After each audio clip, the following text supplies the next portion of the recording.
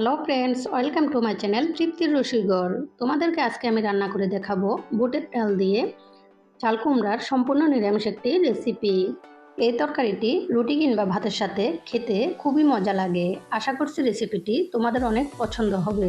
তো শুরুতেই ছোট্ট একটি রিকোয়েস্ট, যদি আমার চ্যানেলটি সাবস্ক্রাইব করা না থাকে তাহলে সাবস্ক্রাইব করে দিও। আর যারা আগে থেকে সাবস্ক্রাইব করে রেখেছো তাদেরকে অসংখ্য ধন্যবাদ। আর সম্পূর্ণ রেসিপিটি জানতে স্কিপ না করে পুরো ভিডিওটির সাথেই থাকো। তো প্রথমে আমি তরকারিটি রান্না করার জন্য এখানে একটি চাল কুমড়া এভাবে টুকরা করে নিয়েছি।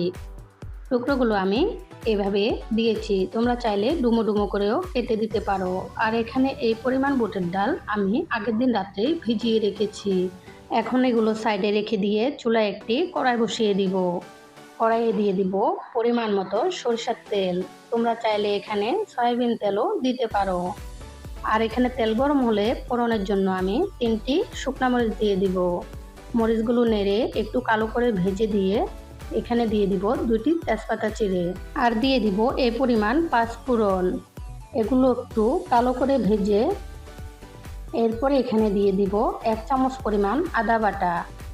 আর দিয়ে দিব পরিমাণ মতো জিরার গুঁড়া, দিয়ে দিব পরিমাণ মতো লবণ, হলুদের গুঁড়ি আর অল্প করে মরিচের গুঁড়ি। আর বেশ কিছুটা কাঁচামরিচ এভাবে ভেঙে দিয়ে দিব। এখন এখানে একটু করে জল দিয়ে দিব যাতে মশলাগুলো পুড়ে না যায়। এখন এগুলোকে একটু কষাবো।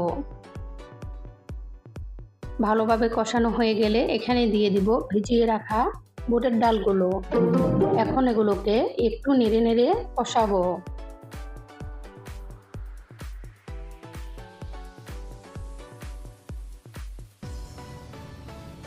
কষানো হয়ে গেলে এখানে একটু করে জল দিয়ে আমি এগুলো ঢাকনা দিয়ে দিব আর চুলার আগুন ডিম করে দিব।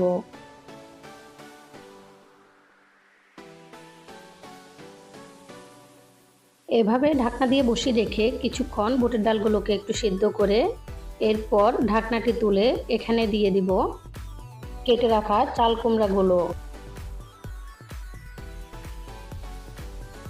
এখন আমি এগুলোকে ভালোভাবে নেড়ে মিশিয়ে দিব।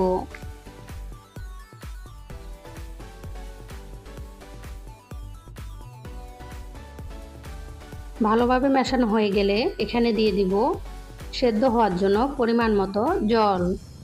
এরপর ঢাকনাটি দিয়ে দিব। ঢাকনা দিয়ে এভাবে চুলার আগুন ডিম করে এগুলো সেদ্ধ হওয়া পর্যন্ত রেখে দিব।